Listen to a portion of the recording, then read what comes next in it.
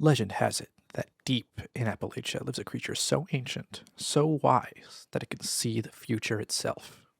But what if instead of that, you expose your friends to ludicrous amounts of radiation and burn cards off the top of their decks while they die, wishing they had put any amount of creature removal in their group hug deck? Remember, kids, don't hug moths, especially irradiated ones.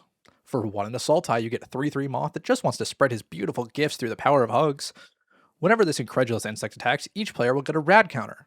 Not that kind. Rad counters, much like real radiation, will build up and slowly kill you through prolonged disease and sadness by milling you for the amount of rad counters you have at the start of your first main phase. For each non-land card you mill, you remove 1 rad counter and lose 1 life. That's right, folks, not only does this moth eat you out of house and home, it also throws rocks at you while you do it while staring at you with them big ol' eyes. The Mothman player at your table is likely something of a poltergeist. They roam from turn to turn, jump scaring you by asking if you've milled for rad yet, and then laughing like a ghoul as all of the fun cards in your deck become relevant damage through mill for the first time ever. Oh, wait, hold on. I'm being told he has a second line of text. Let's see. Whenever 1 or more non-land cards are milled, put a counter on. Oh my god, I'm screwed. In addition to calling you names and eating your cards, this moth shares the wealth with the rest of his irradiated brethren. It's only 1 counter per creature per turn, though. How bad could it... Oh, god damn it. A typical Mothman deck is divided into 3 parts. You got your bugs, you got your thugs, and you've got the concept of white-collar crime itself. The bug part's pretty simple. Your bugs are anything that give more red counters, specifically named after my friend Rochi here. The cards would all be totally fine if they said, make this guy more rad. But fortunately for us, nuclear fallout isn't always kind. Each and every card that gives rad counters has some other party trick. What if rad counters but zombies? What if rad counters but life gain? What if rad counters but raise the dead through the power of radiation? With the power of the Mothman, praise be, the world is your oyster, after the bombs have dropped anyway. Next, you got your thugs. While these guys don't give rad counters, they serve another major purpose of any deck with a tree in it.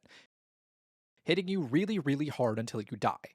My 3 favorites are Alpha Deathclaw for its built-in 4-ish, more on this later, counters, Consuming Aberration, a card that reminds you where all the cool stuff in your deck went and then laughs at you for having misplaced them, and Lily Bowen, an extremely beefy grandma that gets bigger and bigger to the point of near explosion before feeding you like a baby bird and calming back down. Finally, and perhaps most importantly, you've got both the concept of and perpetrators of white-collar crime. These criminals come in many forms and are the glue that hold your deck together and make you a moth to be reckoned with. Cards like Evolution Sage, Corpse Jack Menace, and Agent Frank Horrigan all increase the amount of counters on your bugs in one way or another, and when paired with other classic doublers like Hardened Scales, Branching Evolution, and the Earth Crystal, your bugs will very quickly grow too out of control for even the largest of power suits to handle.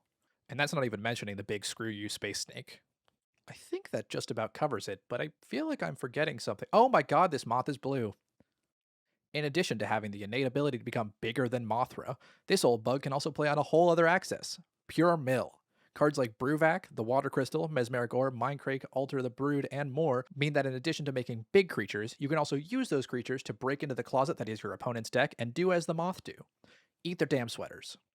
The wise Mothman lives up to its local legends and makes for a very scary, fun, and unique way to play Commander. Naturally, there's no other possible rating to give it other than rad out of 10.